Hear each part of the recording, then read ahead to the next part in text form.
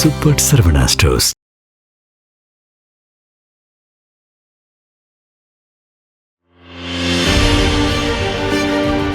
Black and white நேயர்களுக்கு வணக்கம். அரசியல் சூத்திரம் நிகழ்ச்சியில் மூத்த பத்திரிகையாளர் சிவப்பிரியன் சார் நம்முடன் இணைந்திருக்கிறார். வணக்கம் சார். வணக்கம். திமுக 5 ஆண்டு காலம் ஆட்சி நிறைவுக்கு வரும் தருவாயில் சென்னை உயர்நீதிமன்றத்தில் அதிமுகவில் முன்னாள் அமைச்சர்கள் 7 பேர் மீது இடி விசாரணை நடத்த வேண்டும் அப்படின்னு ஒரு வழக்கை திமுக எம்பி கிரிராஜன் போட்டிருக்கார். இது ஏன் இவ்வளவு தாமதம்? அதாவது சட்ட ரீதியாக இவர்கள் முயற்சி செய்து அனுமதி கிடைக்காமல் கடைசி கட்டமாக உயர்நீதிமன்றத்தை நாடி இருக்கிறார்களா, அல்லது தேர்தல் நேரத்தில் ஊழலுக்கு எதிராக திமுகவின் நடவடிக்கை இல்லை அதிமுகவின் ஊழல் குற்றச்சாட்டை அம்பலப்படுத்துவதற்கான ஒரு விஷயமாக இது பயன்படுத்தலாம் அப்படின்ற அந்த நோக்கத்துக்காக போகிறாங்களா? முழுக்க முழுக்க தேர்தலுக்காக செய்யப்படுகின்ற ஒரு விஷயமாக தான் நான் பார்க்குறேன். ஏன்னா அதிமுக அமைச்சர்கள் மீது ஏகப்பட்ட குற்றச்சாட்டுகளை வைத்த திமுக ஆட்சிக்கு வந்த பிறகு அவர்கள் மீது எடுத்த நடவடிக்கை என்ன அப்படிங்கிற கேள்வி இருக்குது. அமைச்சர்களுடைய இல்லங்களில் சர்ச்சஸ் பண்ணாங்க, அவர்கள் மீது வழக்கு பதிவு பண்ணாங்க.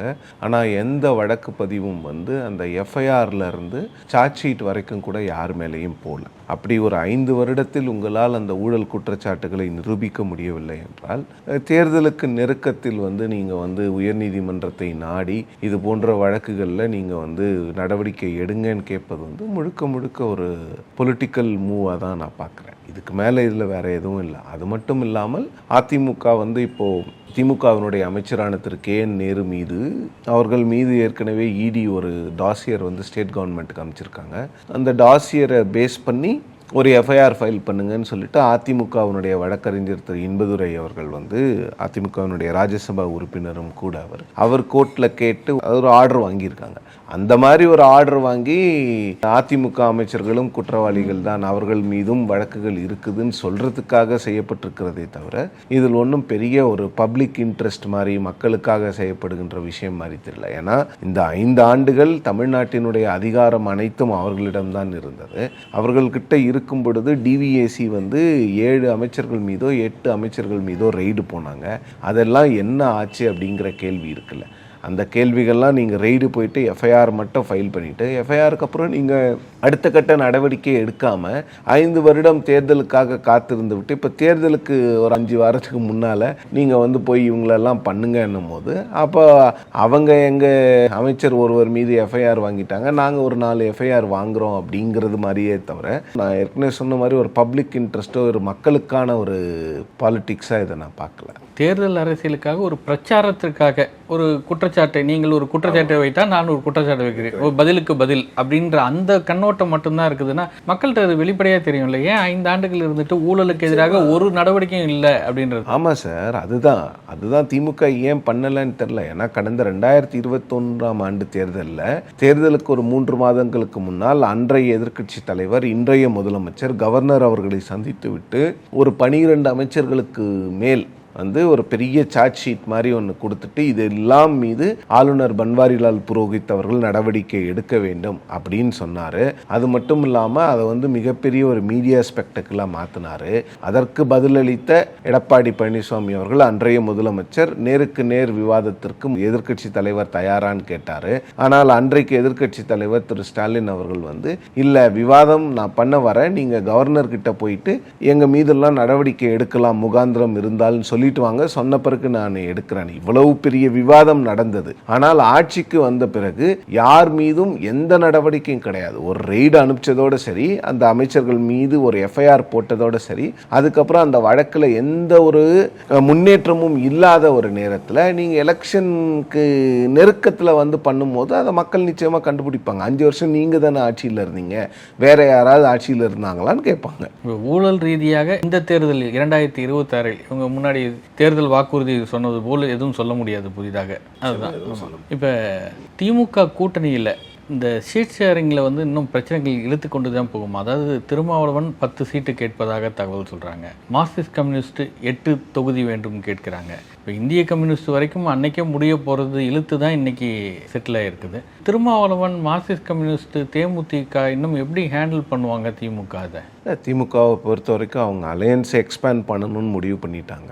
அதே நேரத்தில் அவங்க சீட்டையும் குறைச்சிக்க கூடாதுன்னு பார்க்குறாங்க. அது கொஞ்சம் பிரச்சனைகள் வரும். 118 இடங்கள் நாமளே ஜெயிக்கணும் அப்படிங்கிற இடத்துல தான் திராவிட கட்சிகள் ரெண்டுமே வந்து இந்த தேர்தலை சந்திக்கிறார்கள். ஏன்னா இந்த தேர்தலில் எப்பொழுதும் இல்லாத அளவுக்கு ஆட்சியில் பங்கு, அதிகாரத்தில் பங்கு அப்படிங்கிற கோஷங்கள்லாம் எல்லா கட்சியினராலும் எழுப்பப்பட்டு கொண்டிருக்கிறது. பாஜகவில் வந்து இது கூட்டணி ஆட்சின்னு ஒரு படி மேலே போய் சொல்கிறாங்க. கூட்டணி ஆட்சி தான் இதுங்கிறது டெல்லியிலிருந்து வரக்கூடிய ஒவ்வொரு தலைவர்களும் சொல்கிறாங்க. தமிழ்நாட்டில் இருக்கக்கூடிய பாஜக தலைவர்கள் மட்டும்தான் இது அதிமுகவினுடைய தனிப்பெரும் ஆட்சின்னு சொல்கிறாங்க. ஏன்னா தமிழ்நாட்டில் இருக்கக்கூடிய பாஜக தலைவர்களுக்கு ஓரளவுக்கு தமிழ்நாட்டில் என்ன நடக்கிறதுன்னு தெரியும். கூட்டணி ஆட்சி அப்படின்னு நம்ம சொன்னாவே அதை திமுக எந்த அளவுக்கு இந்த கூட்டணிக்கு எதிராக பயன்படுத்துவார்கள் அப்படின்னு தெரியும். அதனால தான் திமுகவும் கூட காங்கிரஸ் கட்சியுடன் பேச்சுவார்த்தை நடத்துவதற்கு முன்னரே முதலமைச்சர் ரொம்ப வெளிப்படையாக ஆட்சியில் பங்கு, அதிகாரத்தில் பங்கு அப்படிங்கிற விஷயம் நடக்காதுன்னு சொன்னது மட்டும் இல்லாமல் அது தமிழ்நாட்டுக்கு ஒத்து வராதுன்னு சொல்லிட்டார். அதிமுகவுக்கும் சேர்த்து பேசிட்டார். தமிழ்நாட்டில் ஆட்சியில் பங்கு, அதிகாரத்தில் பங்கு விஷயம் வந்து ஒத்து வராதுன்னு சொன்ன பிறகு தான் காங்கிரஸ் கட்சியினுடன் திமுக வந்து அந்த பேச்சுவார்த்தையே தொடங்குகிறது.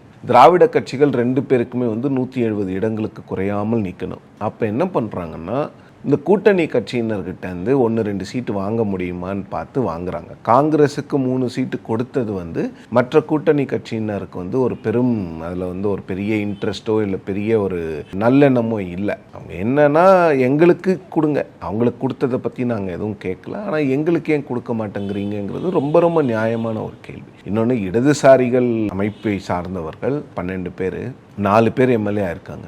4 பேருமே மக்களுக்காக போராடக்கூடியவர்கள். விசிகாவில் இருக்கிற 4 பேருமே வந்து மக்களோடு மக்களாக இருக்கிறவர்கள். நான் மற்ற கட்சி எம்எல்ஏக்கள் மக்களோடு மக்களாக இல்லைன்னு சொல்ல வரல, ஆனால் இவங்களை போன்று மக்களோடு மக்களாக இருப்பவர்கள் வந்து மற்ற கட்சியில் மிக மிக குறைவு. ஸோ அப்போ நீங்கள் இடதுசாரிகளுக்கு நீங்கள் என்ன பண்ணணும்னா, அதிகமான சீட்டு கொடுத்தீங்கன்னா சாமானிய மக்கள் தான் வந்து சட்டமன்றத்தில் உட்கார போகிறாங்க. விடுதலை சிறுத்தைகளுக்கு கொடுத்தாலும் நிச்சயம் வந்து அந்த கட்சியில் எம்எல்ஏவாக வர்றவங்க வந்து ஒன்று ரொம்ப சாமானிய மக்களாக இருக்கிறாங்க, அப்படி இல்லைன்னா இன்டெலெக்சுவல்ஸாக இருக்கிறாங்க. அவங்களுடைய அந்த பேச்சு திறன், அவங்களுடைய அந்த மக்களை பற்றின சிந்தனைகள் இதெல்லாம் வந்து மற்ற கட்சியினர் இருப்பவர்களை விட ரொம்ப ரொம்ப ஆழமாக அதிகமாக இருக்குது. அதாவது கொள்கை கூட்டணின்னு பேசுகின்ற திமுக வந்து அவர்களுக்கு சீட்டு குறைக்காம அவங்க சீட்டை குறைச்சிக்கிட்டு இருந்தாங்கன்னா ரொம்ப நல்லா இருந்திருக்கும். அவங்களுக்கு ஒரு சீட்டு தான் குறைச்சிருந்தாலும் கூட அது நியாயமானதாக படவில்லை. காங்கிரஸுக்கு ஏற்றி கொடுக்குறீங்க, புதுசாக வர்ற தேமுதிகவுக்கு என்ன சீட்டுன்னே யாருக்கும் இன்னும் தெரியல. அவ்வளோ சீக்ரெட்டாக வச்சிருக்கும் போது திருமாவளவன் போன்றவர்கள் வந்து இந்த கூட்டணிக்காக 8 வருடம் வந்து அயராது பாடுபட்டவர்கள். அது இல்லாமல் போன முறை வந்து பாஜக எதிர்ப்புங்கிற ஒற்றை புள்ளியில தான் இவங்க எல்லாமே தங்களுடைய சீட்ஸை குறைச்சிக்கிட்டாங்க. அப்படி இருக்கும்போது இந்த முறையும் அதையே காரணம் காட்டி இன்னும் கொஞ்சம் சீட்டு குறைக்கிறத வந்து ஏற்றுக்க மாட்டாங்க. இவங்க சொல்கிற அந்த லோக்சபாவில் உங்களுக்கு 2019 கொடுத்த அதே இடம் கொடுத்தேங்கிறது ஓகே, அது பாராட்ட வேண்டிய விஷயம்தான். ஆனால் அதை வச்சுக்கிட்டே சட்டமன்றத்தில் நாங்கள் குறைப்போங்கிறது வந்து நியாயம் கிடையாது. ஆனால் இந்த கட்சிகளினுடைய பிரதிநிதித்துவம் அப்படிங்கிறது வந்து சட்டமன்றத்திலையும் இருக்கணும். நாடாளுமன்றத்தில் மட்டும் இருந்தால் பத்தாது. நாடாளுமன்றத்தில் இருப்பதை விட சட்டமன்றத்தில் அதிகமாக இருக்கணும். ஏன்னா இங்கே தான் நீங்கள் மக்கள் பிரச்சனைகளை அதிகமாக பேச முடியும். முதலமைச்சர் சொல்வதை போன்று மாநில அரசாங்கத்தில் இருப்பவர்கள் எம்எல்ஏக்களோ இல்லை மற்றவர்களோ இவர்கள் தான் மக்களோடு மக்களாக இருக்கிறார்கள். ஸோ அதனால் இவங்களுக்கு சீட்டு குறைக்கிறதுங்கிறது வந்து நியாயம் கிடையாது. ஒட்டுமொத்தமாக 4 சீட்டு 5 சீட்டை திமுகவே அவங்க இடத்துல இருந்து எடுத்து கொடுத்துட்டு இந்த சிக்கல்கள்லாம் இல்லாமல் பண்ணியிருக்கலாம். பட் ஏன் அவங்க அந்த விஷயத்தை பண்ணாங்கன்னு தெரியல. கம்யூனிஸ்டுகள் 2 கட்சிகளுமே இரட்டை இலக்கத்தில் போட்டிட்டு இருந்தது. இன்னைக்கு ஒற்றை இலக்கத்துக்கு வந்திருக்கிறாங்க. 2011 சட்டமன்றத்தில் கம்யூனிஸ்டுகள் இல்லை. அப்போ கருணாநிதி சொல்லும்போது கம்யூனிஸ்டுகள் இல்லாத சட்டமன்றம் நினைத்து பார்க்கும்போதே கவலையாக இருக்குது, வேதனையாக இருக்குதுலாம் சொன்னார். ஆனால் கருணாநிதியுடைய அந்த கருத்தை ஸ்டாலின் இன்னும் கொஞ்சம் எடுத்துக்கணும் அப்படின்னு நினைக்கிறீங்களா? நிச்சயமா.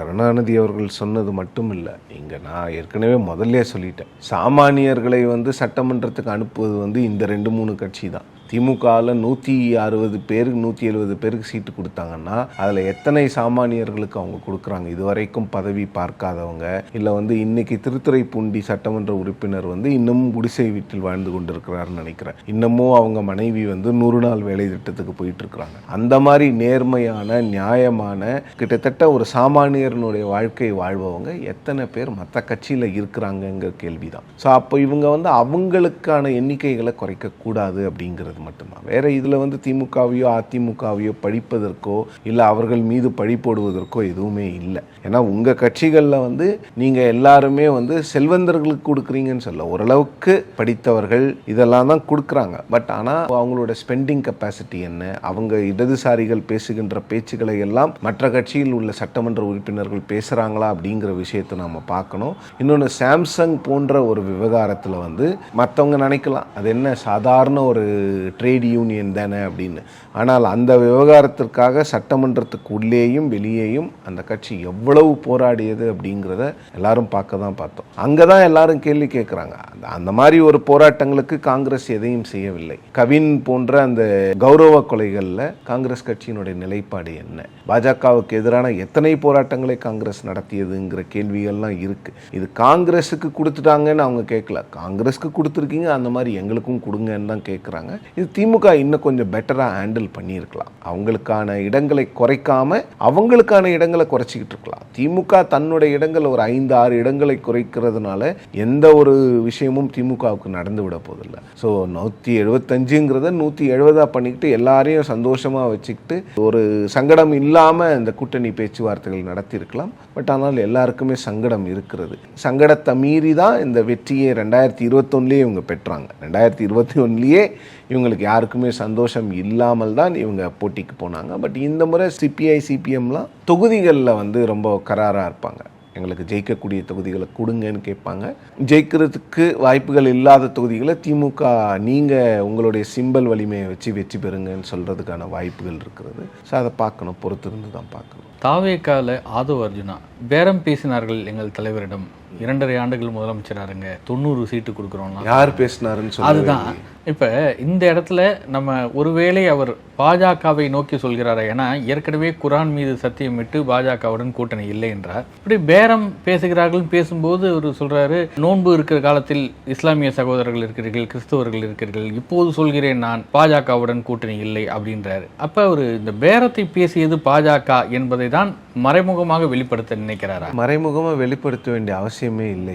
பாஜக நேரடியாக சொல்ல வேண்டியது. அதுக்கு ஏன் பயப்படுறாருன்னு தெரியலையே. நான் இன்னொரு விஷயம் கேட்குறேன். ரஜினிகாந்தை மிரட்டியது திமுகன்னு சொல்கிற அதே ஆதவ் அர்ஜுனா அவர்கள் ரஜினிகாந்தை கட்சி ஆரம்பிக்க சொன்னது பாஜகன்னு ஏன் சொல்ல மாட்டேங்கிறாரு? சரி, மிரட்டியது திமுகவுன்னே ஒரு வாதத்துக்கு ஏற்றுக்கொள்வோம். கட்சி ஆரம்பிக்க சொன்னது பாஜக தானே, அதை ஏன் அவர் சொல்ல மாட்டேங்கிறாரு? இது வந்து அந்த கட்சிக்கு எதிராகவே பேசி கொண்டிருப்பதாக நான் நினைக்கிறேன். ஆதவ் அர்ஜுனா அவர்கள் வந்து அந்த கட்சி எதை பொதுவெளியில் மறுக்கிறதோ அதை மறுக்கும் விதத்தில் பேசுகிறார். திரு சிடிஆர் நிர்மல்குமார் அவர்கள் வந்து அறிக்கை வெளியிடுகிறார் 2 நாள், எந்த கூட்டணி பேச்சுவார்த்தையும் கிடையாது அப்படின்னு. அதிமுகவிலையும் பாஜகவிலையும் நாங்கள் தாவேக்காவோட பேசவே இல்லைங்கிறார். இவர் பேரம் பேசினாங்கங்கிறார். யார் பேரம் பேசினாங்க?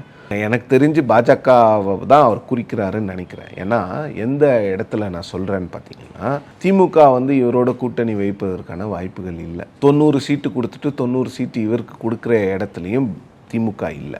அதிமுகவும் 90 சீட்டு விஜய் அவர்களுக்கு கொடுத்துட்டு 90 சீட்டில் நிற்கிற இடத்துலையும் அவங்களும் இல்லை. இது யார் செய்திருக்கலாம் அப்படின்னு பார்த்தீங்கன்னா பாஜக தான் செஞ்சுருக்கலாம். இப்போ பாஜக பேரை சொல்கிறதுக்கு ஏன் அவர் தயங்குறாரு? அப்படி உண்மைன்னா அப்போது பாஜக பேரை சொல்கிறதுக்கு தயங்குறாரு, இல்லை இதில் உண்மை இல்லைன்னா அப்போ இவர் போய் பேசுகிறாரா? அவர் வந்து ஒரு கோர்வையாக ஒரு கோஹரண்ட்டாக பேசவே மாட்டேங்கிறாரு. இஷ்டத்துக்கும் பேசுகிறாரு. ரஜினி அவர்களை வந்து நான் அந்த மாதிரிலாம் பேசல, நான் திமுகவை தான் குறைச்சேன், ரொம்ப வெளிப்படையாக பேசினார். ரஜினி அவர்களை திமுக மிரட்டியதுன்னு பேசினார். அப்போ அது ரஜினிக்கும் இழுக்கு தானே. இப்போ நான் ஒன்றுமே பண்ணல, எங்கள் தலைவருக்கும் நீங்கள் தான் தலைவர்னு அப்படியே வந்து பல்ட்டி அடித்து 4 நாளில் பேசுகிறாரு. ரஜினி அவர்கள் அந்த காட்டமான அறிக்கை கொடுக்கலன்னா ஆதவ் அர்ஜுனா அவர்கள் அதை பேசியிருக்க மாட்டார். சரி, அவங்க கட்சிக்குள்ளேயே வந்து 1008 பிரச்சனை இருக்குது. அந்த பிரச்சனைகளை எல்லாம் மறைப்பதற்கு தான் சீனுடைய இணை பொதுச் செயலாளர் ஒரு விஷயத்த சொல்கிறாரு. அதை பொதுச் செயலாளர் பொதுவெளியில் மறுத்து பேசுகிறாரு. பேரம் பேசினாங்கன்னா யார்கிட்ட பேசினாங்க? அவர் என்ன சொல்கிறார்? தலைவர்கிட்டே பேசினாங்கங்கிறாங்க. தலைவர்கிட்ட பேசல, அது எல்லாருக்கும் தெரியும். ஆள் வச்சு பேசியிருக்காங்க பேக் சேனல் டாக்ஸில். அப்போ பிஜேபியோட நீங்கள் பேக் சேனல் அலோவ் பண்ணீங்கிறதே வந்து எவ்வளவு பெரிய ஒரு விஷயம். அது ஏன் நீங்கள் அலோவ் பண்ணீங்கன்ற கேள்வி வருதில்ல. இஷ்டத்துக்கும் யாரோ ஒருத்தர் வந்து உங்ககிட்ட சொல்லிட்டு போக முடியாதுல்ல. நீங்கள் அவங்களுக்கு அப்பாயின்மெண்ட் கொடுத்துருக்கணும், இல்லை அவங்க ஃபோனை எடுத்துருக்கணும், இதெல்லாம் இருக்குல்ல. அப்போ நீங்கள் வந்து ஏதோ ஒரு இடத்துல வந்து அந்த கூட்டணி நீங்கள் போகல, அதை நான் பாராட்டுறேன். அதில் இல்லைன்னு யாருமே மறுக்கிறதுக்கு கிடையாது. ஆனால் அந்த பேச்சுவார்த்தையை நடத்திருக்கிறீங்கல்ல, இதில் தெரிகிறது வெட்ட வெளிச்சமாக அது பாஜக தான் அப்படிங்கிறது நான் ஏற்கனவே விளக்கிட்டேன். திமுகவுக்கும் அதிமுகவுக்கும் 90 இடங்கள் கொடுக்கக்கூடிய இடத்துல அவங்க இல்லை. அப்போ 90 இடங்கள் கொடுக்கக்கூடிய ஒரே கட்சியாக பாஜக மட்டும்தான் இருக்குது. அப்போ அந்த பாஜகவோடு நீங்கள் ஏன் அந்த கூட்டணி பேச்சுவார்த்தைன்னு கூட நான் சொல்லலை, பேக் சேனலே எப்படி ஓப்பன் பண்ணுறீங்க? குரான் மீது சத்தியம் பண்ணிட்டு ஒரு ஸ்டாண்டில் நிற்கணும். நிர்மல்குமார் ஒன்று பேசுகிறாரு, அதை மறுத்து பேசுகிற மாதிரி ஆதவ அர்ஜுனா பேசுகிறார். அவர் தன்னை முன்னிலைப்படுத்துவதில் தான் மிகவும் ஆர்வமாகவும் தீவிரமாகவும் இருப்பதாக நான் பார்க்கிறேன். நன்றி. நன்றி.